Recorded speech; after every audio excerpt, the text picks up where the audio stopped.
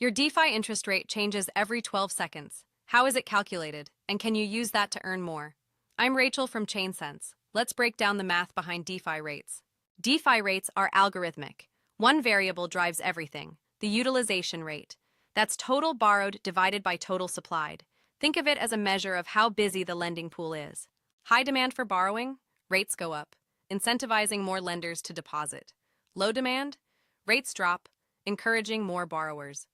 It's a self-balancing system that recalculates every 12 seconds on Ethereum.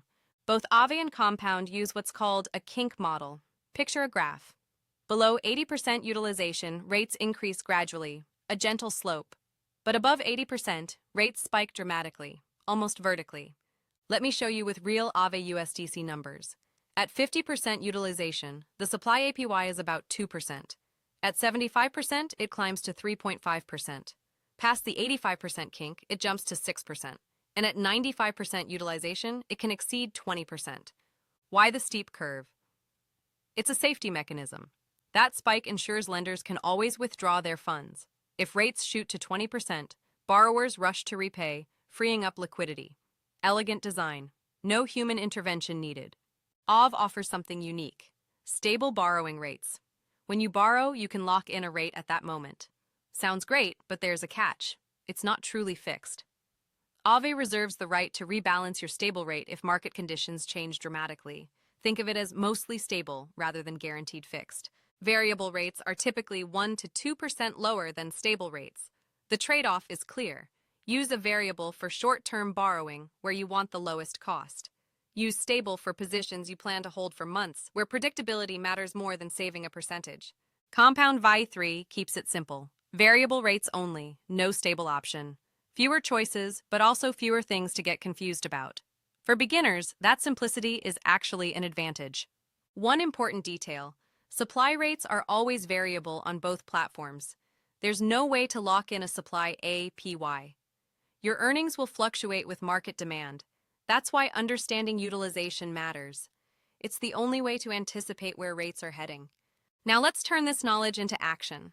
Understanding rate models gives you a real edge. Strategy 1. Monitor utilization rates.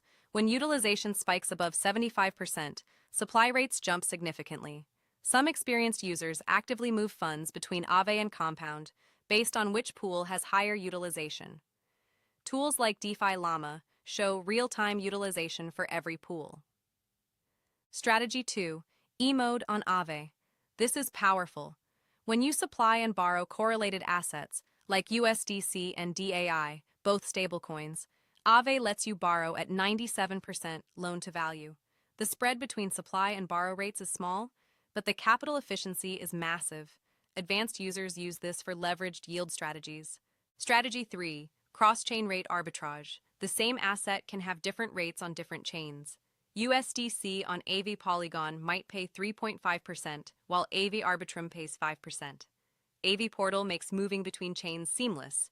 You can chase the best rates across networks.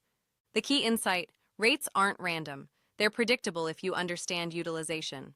Check it before depositing, and you'll consistently find better yields than passive users. Now you understand the engine behind DeFi yields. It's not magic, it's math. And that math is transparent and verifiable on-chain. For the complete DeFi lending guide, check the Hub video linked below. Subscribe to ChainSense for more deep dives into how crypto actually works.